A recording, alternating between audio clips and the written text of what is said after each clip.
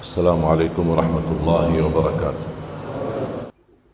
Alhamdulillah yang telah menghidupkan sesudah mati. Makanya ulama menyebutkan tidur mati kecil. Kemungkinan besar berubah menjadi mati besar. Bisa jadi satu saat kita buka mata, yang ada di depan kita mungkar nakir. Makanya kalau kita bangun dan buka mata dan melihat diri kita masih ada di ruang kamar tidur kita, ingat doa alhamdulillahilladzi ahyana ba'da ma amatana wa ilaihin nusyur.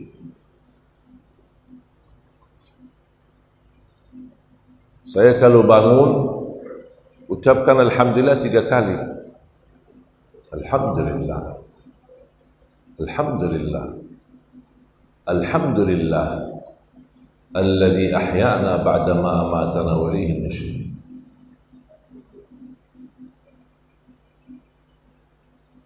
Mengucapkan alhamdulillah karena Allah baru saja selamatkan kita dari kematian. Bisa enggak Bapak Ibu dibayangkan, terbayang untuk kita setiap malam proses menghadapi kematian.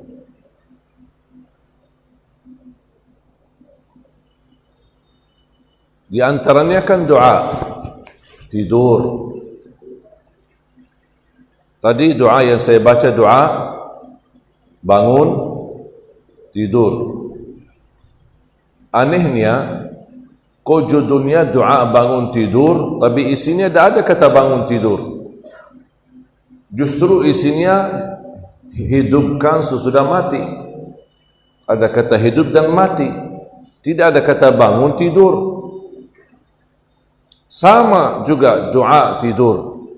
Judulnya doa tidur, tapi tak ada isinya tidur. Tak ada bismika Allahumma tidur dan bismika bangun.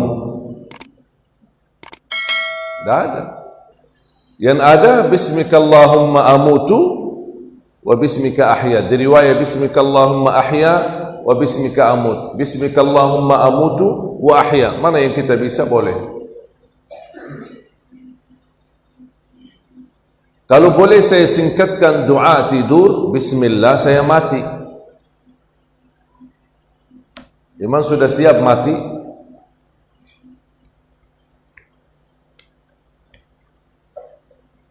Selalu kita minta Allah panjang umur. Pas malam hari tidur, bismillah saya mati. Karena itu artinya. Kalau boleh saya singkatkan doa, bismika Allahumma ahya wa amut, bismillah saya mati. Proses menghadapi kematian setiap malam. Kemungkinan besar mati, kemungkinan kecil masih punya umur. Kenapa saya bilang kemungkinan besar mati, kemungkinan kecil masih punya umur? Karena di saat tidur dicabut nyawa kita.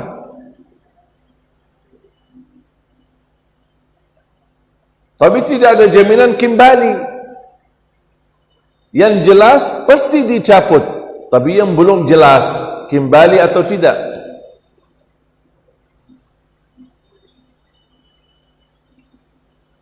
Ada yang punya jaminan hidup sampai besok? Hari ini jelas masih hidup, besok wallahu a'lam.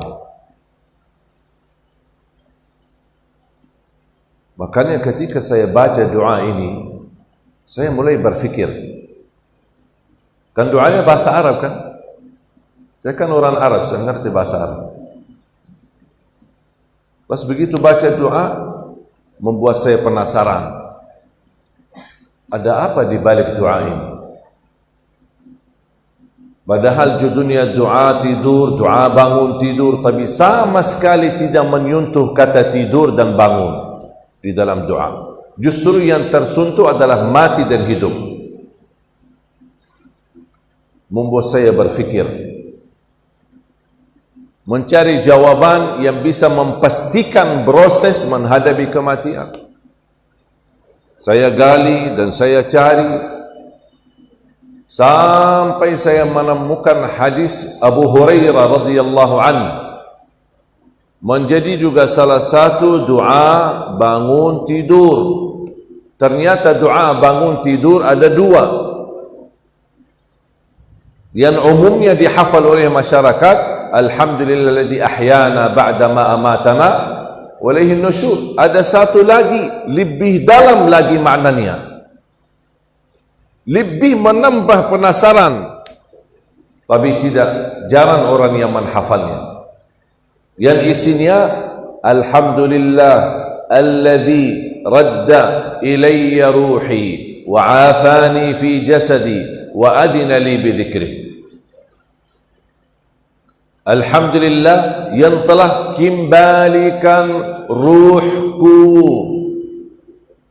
Kalau ada kata kembali, berarti ruh kita pergi kemudian kembali. Ruh kita kemana?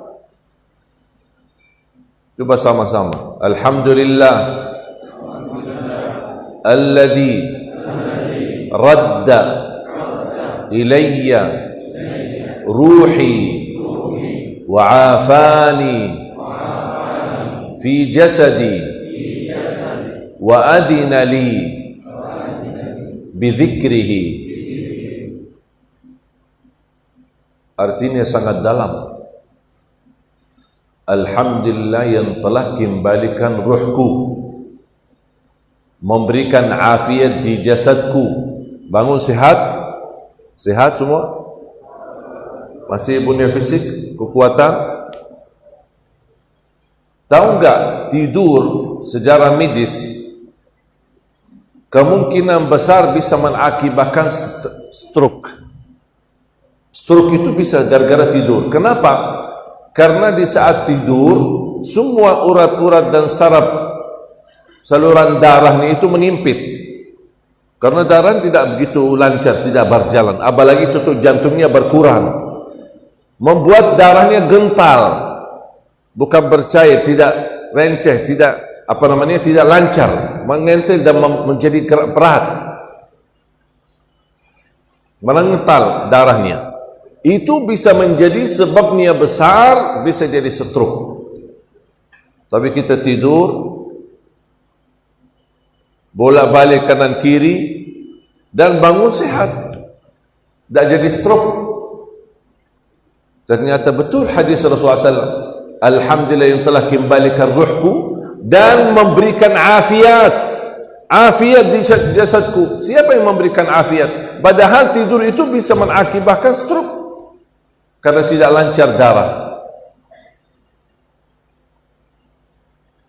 Dan wa adina li bi dzikri, dan mengizinkan untuk menyebut namanya atau beribadah kepadanya.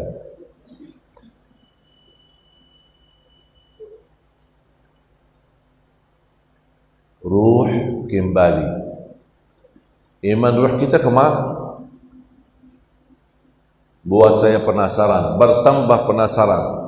Saya ingin cari jawaban yang bisa menjelaskan apa yang terjadi di saat tidur. Saya gali lagi, cari tahu lagi, sampai saya menemukan ada satu doa. Ternyata doa itu doa tidur. Berarti hasil saya menggali dan mencari, menemukan doa bangun tidur ada dua, doa tidur pun ada dua. Tapi sayang sekali, yang umum kita hafal yang satu. Yang tidur bismikallahumma amutu ahya, yang bangun alhamdulillahilladzi ahyana ba'da ma amatana wa ilaihi nusyur. Doa bangun tidur yang baru saya baca tadi, Bapak Ibu sudah pernah dengar? Pernah baca? Pernah hafal? Padahal sangat dalam maknanya. Lebih indah lagi doa yang kedua dari doa tidur selain bismikallahumma amutu ahya, agak panjang. tapi subhanallah maknanya sangat-sangat mendalam.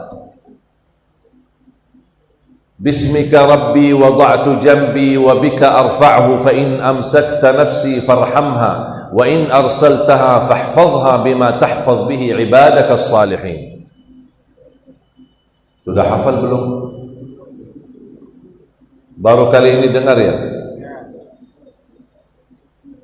Coba sama-sama. Bismika rabbi wada'tu jambi wa bika arfa'hu وبك أرفعه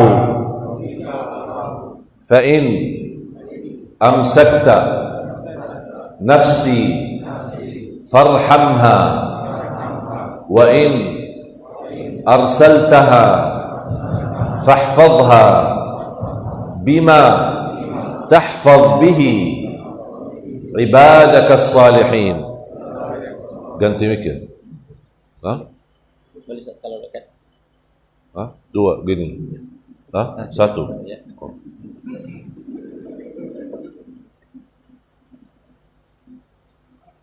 Yang artinya dengan namamu ya Allah saya tidur berbaring, dengan namamu pula saya bangun angkat. Sekiranya nyawaku dibertahankan, coba isinya doa itu. Sekiranya nyawaku dibertahankan, rahmatilah ya Allah.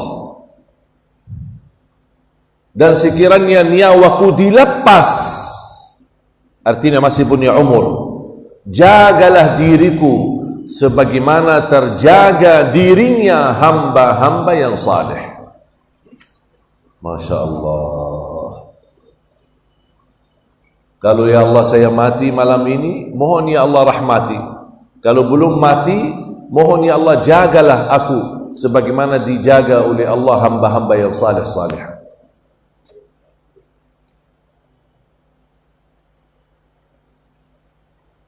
Setiap saya baca doa ini, saya bilang sama istri saya, malam perpisahan, mohon maaf selama ini mungkin belum bisa memberi yang terbaik. Setiap malam itu bahasan saya. Sampai kata istri saya juga suka nangis. Boleh minta sesuatu? Apa ya sayang? Boleh enggak ada usah bahas itu setiap malam?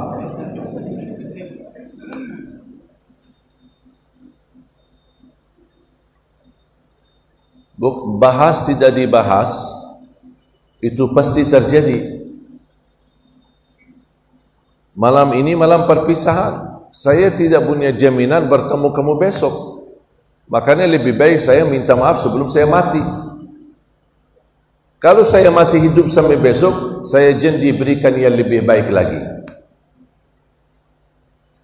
Ini bukan main-main, ini serius. Dan ini setiap malam terjadi.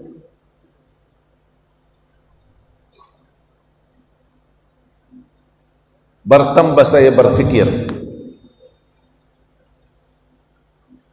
doa tidur, doa bangun tidur, tapi sama sekali dua doa bangun tidur dan dua doa tidur sama sekali tidak ada isinya bangun dan tidur. Semuanya isinya mati dan hidup.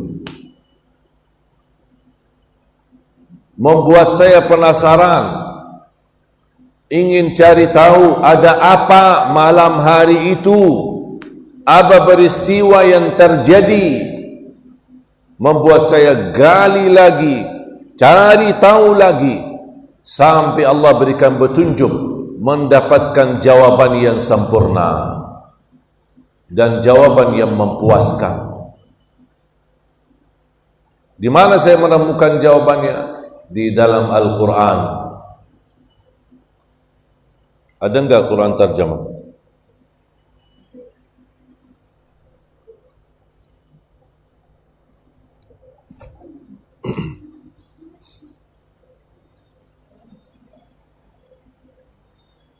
Saya minta imam yang bacain, imam tadi imam. Mana imam kita? Hah? Kok di belakang? Imam kan di depan, bukan di belakang. Kalau di belakang makmum.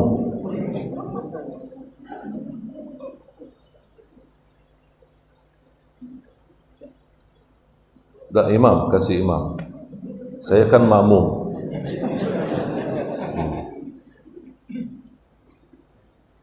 Ya. Surah Az-Zumar surah 39, tolong simpan ayatnya. Kalau boleh nanti pulang ke rumah fotokopi ayatnya sama terjemahannya dan disimpan di dinding kamar agar setiap hari kita lihat ayat itu. Surah 39 ayat 42. Surah Az-Zumar surah 39 ayat 42. Tapi sebelum imam jawab atau bacakan, saya penasaran dulu sama imam ini. Saya penasaran. Saya ada satu pertanyaan, saya harap bisa mendapatkan penjelasan. Kenapa imam tidak baca amin? Apa baca di hati atau kebiasaan atau lupa? No. Karena saya pas tadi tidak dengar amin. Saya tidak dengar, tidak tahu Bapak Ibu dengar enggak? Ada dengar amin? Aminnya imam bukan makmum. Jadi makanya saya tanya, mungkin karena kadang-kadang mohon maaf tanpa disadari sudah menjadi kebiasaan. Kadang dibaca amin tapi dibaca di hati. Dia bacakan sir. Kalau di salat jahar dianjurkan sunnahnya Nabi Muhammad di jahar amin. Rasulullah SAW diriwayatkan Imam Muslim. Sambil saya tadi agak lama tahan amin. Kenapa saya lama tahan amin? Karena saya tidak mau mendahului imam amin. Saya minta imam duluan biar saya belakangan. Tapi imam dah amin-amin ini. Imam yang diriwayatkan Imam Muslim, tak apa kita tukar pikiran. Jazakallahu khairan. Wa nafa'a bikal Islam wal muslimin. Rasulullah SAW bersabda di hadis yang diriwayatkan Imam Muslim, "Idza ammana al-imamu fa'amminu." Kalau imam ucapkan amin, beraminlah wahai makmum.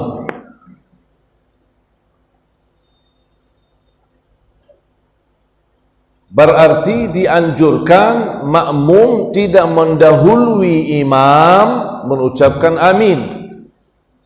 Buat apa? Apa yang kita bisa dapat melalui sunnah ini? Faman wafaqa ta'minuhu ta'minal malaika ghufira lahu ma taqaddama min dhanbih. Barang siapa yang aminnya sama dengan aminnya malaika, akan diampuni oleh Allah semua dosa lalu. Masya Allah. Hanya ucapan amin terjamin ampunan dosa. Pertanyaan, bagaimana? Karena di situ kan dijelaskan barang siapa yang aminnya sama dengan amin malaika dapat ampunan dosa lalu. Pertanyaannya, gimana kita bisa tahu amin malaikat? Sedangkan kita tidak bisa dengar amin malaikat. Karena kita berusaha menyesuaikan amin kita sama dengan amin malaikat. Tapi kita mohon maaf tidak bisa dengar malaikat. Bagaimana bisa kita ikuti para malaikat? Tahu enggak kira-kira jawabannya apa? Setelah aminnya imam. Karena malaikat tidak mendahului imam amin. Berarti di situ kuncinya. Kalau kita ingin amin kita sama dengan amin malaikat, jangan mendahului imam amin.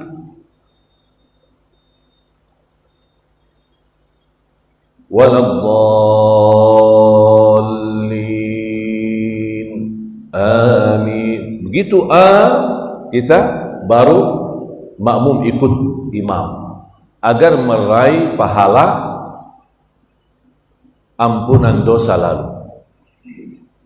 Kalau imam tidak baca amin bukan berarti salat batal, atau makmum tidak membaca amin tidak salatnya tidak batal, atau ada makmum mendahului imam baca amin tetap salatnya sah. Tapi yang saya ingin sampaikan di sini agar kita bisa meraih anugerah yang sangat luar biasa melalui ucapan amin sesudah imam, kita bisa mendapatkan ampunan dosa. Mau enggak kita diampuni Allah? Ya, itu yang saya harapkan. Jadi salat imam sah ya, jangan ini kok imam pun salatnya sah ya. Jangan jadi khilaf. Cuma saya hanya ingin menghidupkan sunnah yang sederhana tapi pahalanya sangat luar biasa. Ampunan dosa lalu. Jazakumullahu khairan imam kita. Tolong dibacakan terjemahannya. A'udzu billahi minasyaitonir rajim. Bismillahirrahmanirrahim. Allah yatawaffal anfusa hina mautiha wallati lam tamut fi manamiha فيمسك التي قضى عليها الموت ويرسل الأخرى إلى أجل مسمى إن في ذلك لآيات لقوم يتفكرون. صدق الله العظيم. Silahkan terjemahannya. أعوذ بالله من الشيطان الرجيم. الله يتوفى الأنفس حين موتها والتي لم تمت في منامها ويمسك التي قضى عليها الموت ويرسل الأخرى إلى أجل مسمى إن في ذلك لآيات لقوم يتفكرون. Yang artinya Allah memegang nyawa seseorang pada saat kematiannya dan nyawa seseorang yang belum mati ketika dia hidup, maka dia tahan nyawa orang yang telah dia tetapkan kematiannya dan dia lepaskan nyawa yang lain sampai waktu yang ditentukan. Sungguh pada yang demikian itu terdapat tanda-tanda kebesaran Allah bagi kaum yang beriman. Bisa ulang lagi tapi pelan-pelan. Buru-buru kan? Dah buru-buru? Buru-buru enggak? Santai ya? Pelan-pelan. Kita ingin menhayati. Kita ingin tadabburi supaya kita sadar dan waspada setiap malam proses menghadapi kematian. Silakan. Ulang terjemahannya.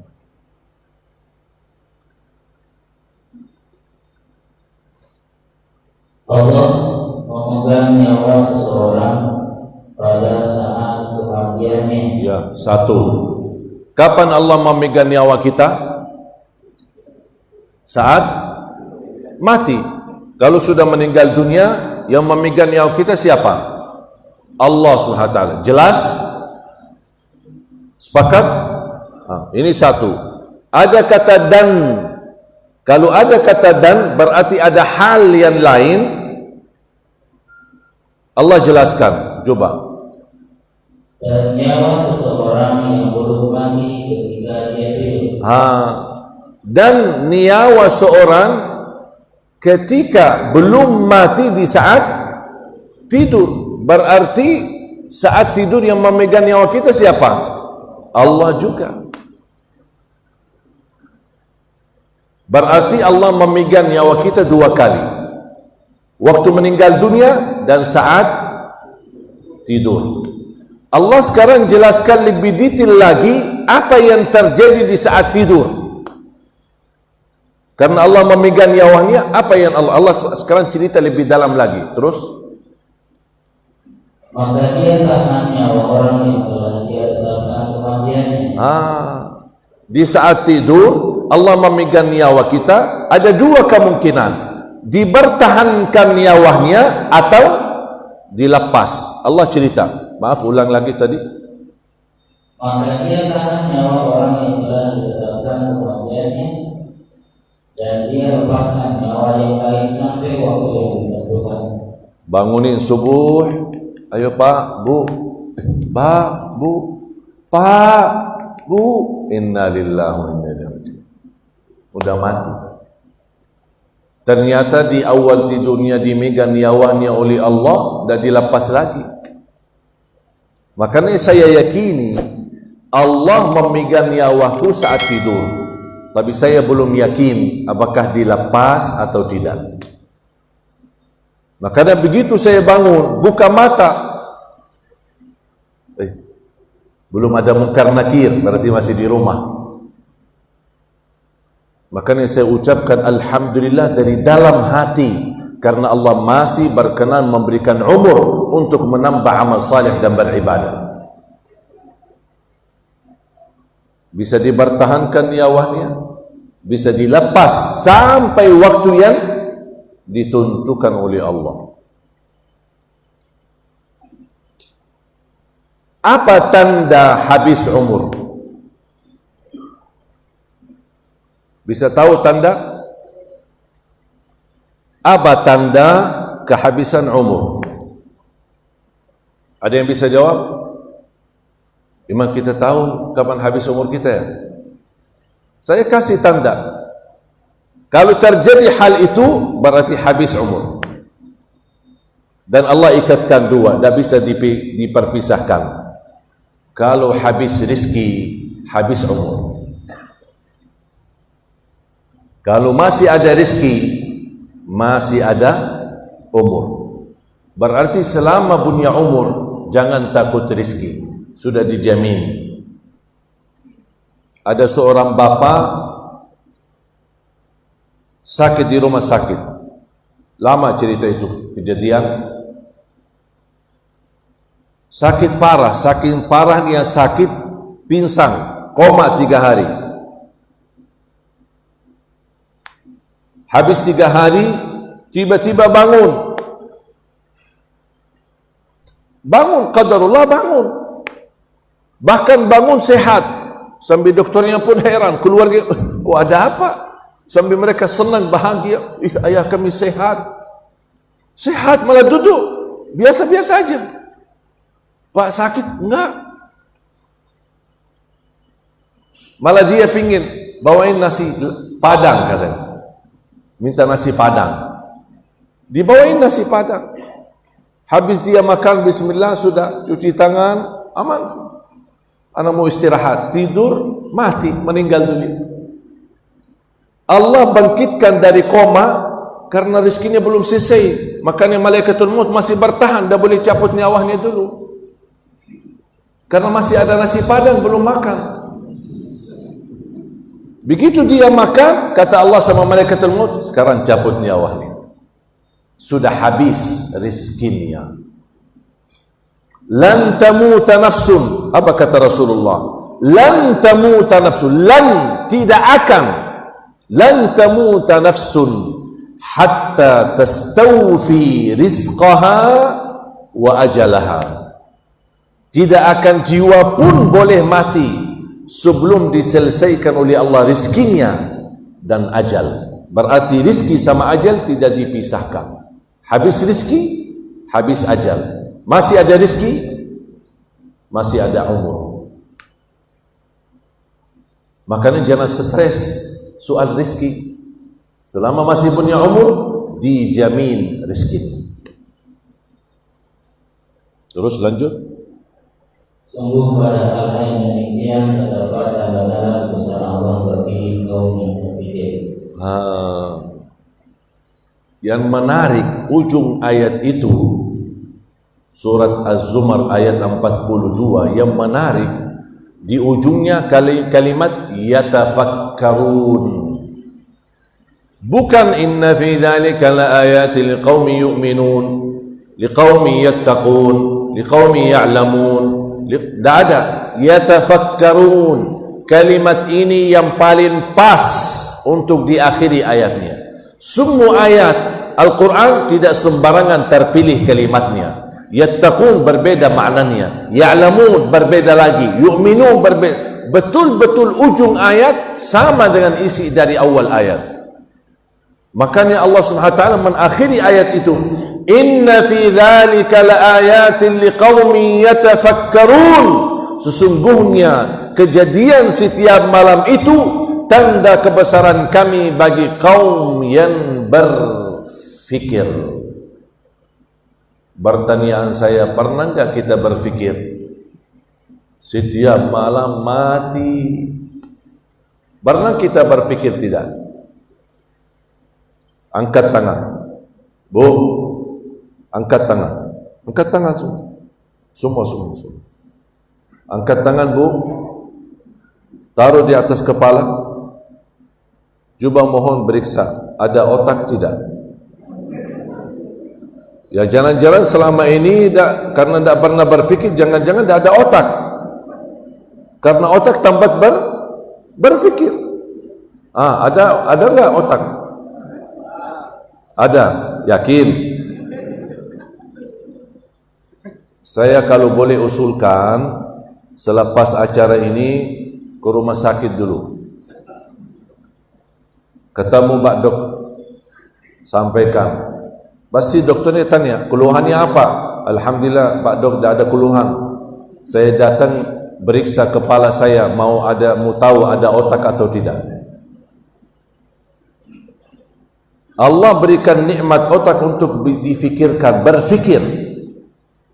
Dan menurut saya kejadian setiap malam itu pantas difikirkan. Barangkali melalui ibadah tafakkur, mudah-mudahan kita bisa sadar setiap malam menghadapi kematian. Berarti Bapak Ibu, umur yang hakiki yang sesungguhnya cuma 1 hari. Bukan 70 tahun, bukan 60 tahun, bukan 80 tahun. 1 hari. Hari ini hidup. Manfaatkan, wallahi mahal, sangat berharga. Manfaatkan, beri yang terbaik. Yang terbaik sedekah, yang terbaik ibadah, yang terbaik tahajud, yang terbaik baca Quran, yang terbaik silaturahim, yang terbaik akhlaknya. Karena umurmu hari ini belum tentu hidup sampai besok. Begitu bangun tidur, berarti masih punya umur, manfaatkan lagi hari itu, karena tidak ada kemungkinan bisa hidup sampai besoknya. Itulah orang mukmin. Tak pernah berfikir besok karena tidak ada jaminan. Kenapa banyak orang stres? Karena terlalu membebani fikirannya, fikirkan besok. Padahal itu belum tentu hidup sampai besok. Bagi orang mukmin, hari kemarin muhasabah, mohon ampun segala kesalahan dan mohon diterima segala kebaikan. Besok bagi orang mukmin tidak difikirkan. Aku aja belum hidup sampai besok, buat apa saya fikirin? Yang boleh difikirkan hal yang terjadi, hal yang ada. Hal yang belum ada, kenapa difikirkan? Itu yang membuat banyak stres. Dan hidup kita adalah hari ini. Manfaatkan, hidupkan dalam segala kebaikan, maksimalkan. Cari dunia sungguh-sungguh, cari akhirat pun sungguh-sungguh. Islam tidak melarang kita cari dunia, Islam tidak melarang kita menjadi orang kaya raya, tetapi kita harus menyesuaikan, adil, minimal seimbang urusan dunia dan urusan akhir. Jangan sampai kita terlalu urus dunia, akhirnya terlupa urusan akhirat. Faham Bapak Ibu? PR, pulang ke rumah, fotokopi ayat yang tadi, surah Az-Zumar ayat 42, fotokopi ayatnya, fotokopi terjemahannya, simpan di dinding kamar. Setiap hari masuk keluar, tolong diperhatikan. Ya Allah, kalau nyawaku dipertahankan, ya Allah mohon dirahmati. Kalau nyawaku dilepas, mohon ya Allah dijaga sebagaimana dijaga hamba-hamba yang saleh. Itu yang menjadi prinsip dan ajaran kami kepada semua anak-anak santri kami. Bagaimana kita kontak dan mempersatukan antara doa dan Quran, antara hadis sama Quran. Mana doa yang perlu kita selalu sadari dan kita ingatkan menjadi pelajaran. Jadi target kami bukan hanya hafal Quran. Pertama, bagaimana memperhatikan bacaan yang benar, hafalan yang kuat dan sesuai bacaan Nabi Muhammad sallallahu alaihi wasallam.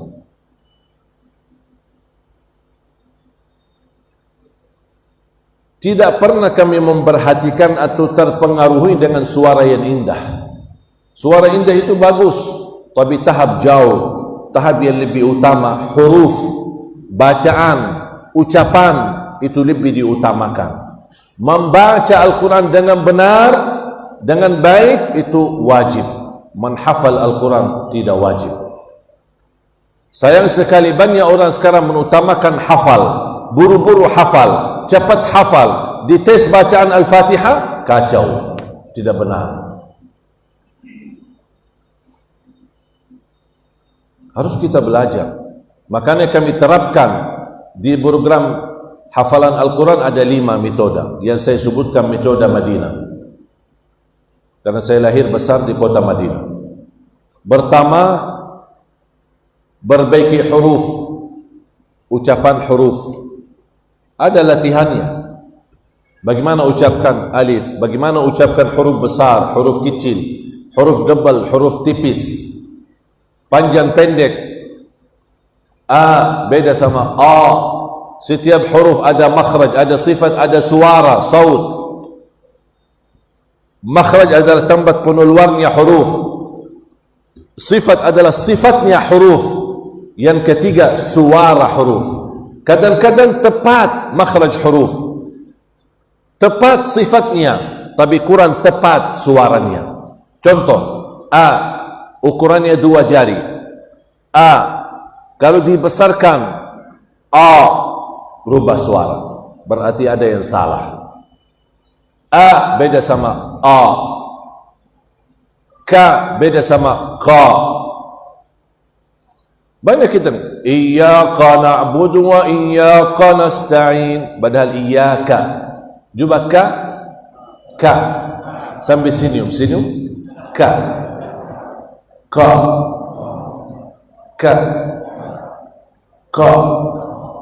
Beda enggak? Beda. Lam. Sayang sekali di Indonesia tidak ada lam seperti ucapan lam Arab. Makanya sering kita perhatikan, apalagi di kalangan anak-anak, didebalkan huruf lam. Alhamdulillah, bismillahi, padahal bismillahi, bukan bismillahi. Alhamdulillahi, lillahi. Beda enggak suara? Berarti ada yang salah. Itu yang kami targetkan, memperhatikan huruf. Satu huruf demi satu huruf.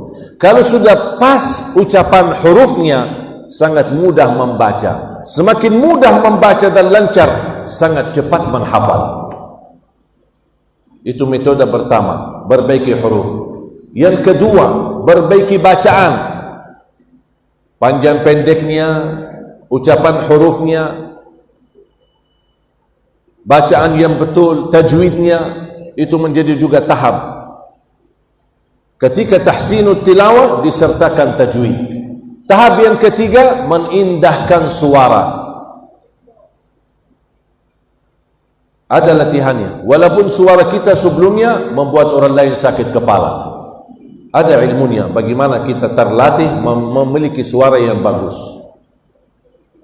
Yang keempat adalah menguatkan hafalan. Banyak keluhan jamaah, saya bisa hafal tapi cepat lupa. Ada enggak solusinya? Ada.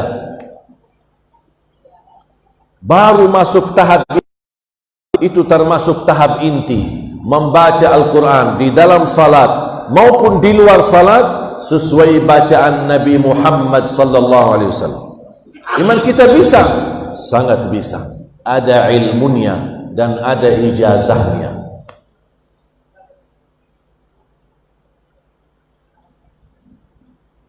Begitu sudah tamat hafal Quran 30 juz, kami kirimkan ke Madinah, kasih hadiah umrah. Dia ke Makkah umrah dan ke Madinah ziarah. Dan tujuan kami bukan hanya umrah, tapi memang kami punya tujuan yang lain, supaya sekalian mereka yang sudah hafal di bawah binaan kami kirim ke Madinah, sekalian setor hafalan di hadapan imam besar Masjidul Haram dan Masjid Nabawi.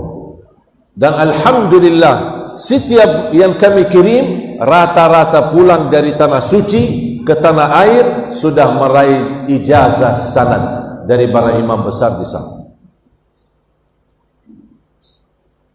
Dan itu yang jadi target dan tujuan, bahkan terwujud cita-cita. Dan alhamdulillah program ini sudah jalan, terwujud cita-cita. Dan selalu saya berdoa, ya Allah, aku mohon jangan cabut nyawa saya sampai menjadi kenyataan terlahir dan mencetak 1 juta penghafal Al-Quran yang bacaannya sama dengan bacaan Nabi Muhammad sallallahu alaihi wasallam. Bahkan kami targetkan membangun 100 markas di seluruh Indonesia. 100 markas insyaAllah menjadi wasilah terlahir 1 juta penghafal Al-Quran. Dan alhamdulillah sudah terbangun beberapa titik. Di Lombok, di Bali, di Bandung, Cicalengka, Jatiluhur, kemudian Purwakarta, Purbalingga, kemudian di Jawa Tengah, kemudian di Jakarta, di Cipanas. Dan alhamdulillah kemarin pas safari dakwah, ketika kita berbicara dengan jamaah dan kami lipatkan, karena program ini 1 juta penghafal Al-Quran bukan program Ali Jabir, tapi saya harap program kita bersama, amal salih kita bersama, kita bersama memperjuangkan. Maka alhamdulillah ada satu jamaah yang menwakafkan tanahnya di Pekanbaru, di tengah kota, dan kita langsung di saat itu saya pas safari dakwah di sana letakkan batu pertama, dan insyaallah akan terbangun satu gedung 6 lantai di situ. Sekali alhamdulillah saya waktu ke Riau berkesempatan silaturahim dengan sahabat saya Ustaz Abdul Samad, dan kita terus melanjutkan betapa luar biasa di dalam panjangan program perjalanan safari dakwah kami dapat inspirasi yang luar biasa dan perhatian yang terbanyak dan terbesar, perhatian dari kaum muslimin di Manado. Justru di Manado yang terbanyak wakafnya, dukungannya, perhatiannya luar biasa. Dan kemarin juga di salah satu masjid kami menghadirkan acara salah satu majlis ta'lim ibu-ibu, termasuk luar biasa majlis ta'lim ibu-ibu, majlis ta'lim kita Batam, luar biasa mereka. Dan insyaAllah salah satu markaz yang kita bangun insyaAllah di Batam, yang bisa melahirkan seluruh masjid insyaAllah di Batam memiliki imam penghafal Al-Quran yang bacaannya insyaAllah sesuai bacaan Nabi Muhammad sallallahu alaihi wasallam. Indonesia dikenal negara terbesar penduduknya Islam, dan insyaAllah kita bersama memperjuangkan menjadikan Indonesia negara terbesar para penghafal Al-Quran sedunia. Saya yakin akan bisa. Makanya saya selalu berdoa, ya Allah, aku mohon belum boleh mati, biarpun ditusuk. Jangan dulu ya Allah, jangan. Aku mohon ya Allah panjang umur. Aku mohon ya Allah. Bukan saya tidak mau mati. Justru siapa yang tidak mau mati bertemu dengan Allah. Tapi ya Allah, saya ingin wujudkan cita-cita ini. Kalau sudah tuntas mewujudkan 1 juta menjadi kenyataan para penghafal Al-Quran, tidak apa-apa ya Allah, cabut nyawaku. Tapi saat ini jangan dulu ya Allah. Itu doaku. Ya Allah, mohon jangan cabut nyawa saya sampai 1 juta penghafal Al-Quran menjadi kenyataan untuk negeri kita tercinta Indonesia. Semua orang berjuang. Musuh Islam pun berjuang. Musuh Islam pun berjuang untuk menjatuhkan Islam. Masa kita orang Islam di atas kebenaran merasa malu? Kita harus juga berjuang. Makanya saya tidak pernah mengenal lelah atau capek. Habis ditusuk pun malam itu saya masih isi 2 acara tabligh akbar, habis maghrib sama habis isya, sampai panitia bingung, ini Syekh istirahat, habis ditusuk dirawat di rumah sakit, istirahat aja. Saya bilang istirahat di surga, kalau di dunia bukan tempat istirahat. Laqad khalaqnal insana fi kabad. Kami ciptakan manusia dalam keadaan terus bekerja, capek, tidak boleh istirahat. Makanya saya mohon titip doa, mari kita bersama-sama ikut terlibat dalam perjuangan ini. Saya mohon, insya Allah saya yakin semua berkenan menjadi keluarga besar Ahlul Quran. Bisa jadi kita sebagai orang tua gagal menjadi penghafal Al-Quran, tapi insya Allah kalau kita bersama-sama, kita mendukung dan membangun generasi-generasi Qurani yang insya Allah menjadi amal salih dan sedekah jariah bagi kita semua yang tidak terputus pahalanya sampai hari kiamat. Dan sekalian saya titip, saya dapat informasi mau dibangun kubbah. Ini kan belum ada kubbah ya. Nanti yang berkelebihan rezeki tolong titipkan kepada takmir masjid. Ini masjid kita. Dan insya Allah disalurkan pahalanya sampai hari kiamat. Barang siapa yang membangun masjid di dunia akan digantikan oleh Allah istana di dalam surga. Bangun masjid tidak semestinya satu masjid full. Dapat tiang, 1 tiang diganti istana di surga. Keramiknya dapat istana di surga. Apapun yang kita berikan, 1 semen, 2 semen, batunya apa saja, tidak harus satu masjid, tapi kita potong royong untuk membangun masjidnya. Apapun yang kita salurkan untuk masjid, balasannya dapat istana di dalam surga. Man bana masjidan banallahu lahu baitan fil jannah. Barang siapa yang membangun masjid di dunia akan diganti oleh Allah Subhanahu wa taala rumah di dalam surga. Dan rumah di dalam surga tidak seperti rumah di dunia. 1 lantai mutiara, 1 lantai emas, 1 lantai perak. Dan tidak bocor. Mudah-mudahan kita semua termasuk Ahlul Quran di dunia, Ahlul Quran di akhirat. Ada titipan doa, doa akikah, ada 2 kembar ini, Masya Allah. Al-Qarni ya? Al-Qarni? Al-Qarni Rabbi. Al-Qarni Rabbi ya? Sama Ilhaq.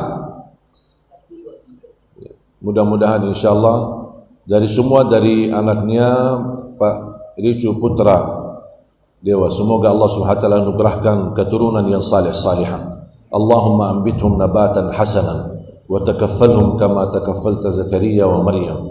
Allahumma a'udzuhum bika wa dhurriyyatahum minas syaitanir rajim. Allahumma ighfir lahum. Allahumma ambithum nabatan hasanan واجعلهم صالحين مصلحين نافعين للبلاد والعباد. اللهم اجعلهم من أهل القرآن. اللهم اجعلهم من أهل القرآن. اللهم اجعلهم من أهل القرآن. اللهم اجعلهم بارين بوالديهم برحمتك يا أرحم الراحمين. احفظهم ظاهرا وباطنا من بين أيديهم ومن خلفهم وعن أيمانهم وعن شمائلهم ومن فوقهم وأعيذهم بك يا ربي أن يغتالوا من تحتهم برحمتك يا أرحم الراحمين. Allah jadikan mereka anak salih-salihah, penghafal Al-Quran. Anugerahkan mereka menjadi berbakti baik sama kedua orang tuanya, membawa kebanggaan bagi orang tuanya, yang bisa menjadi akhlaknya akhlakul Quran, dan bisa membawa mereka bahagia selamat dunia akhirat. Birahmatika ya Arhamar Rahimin.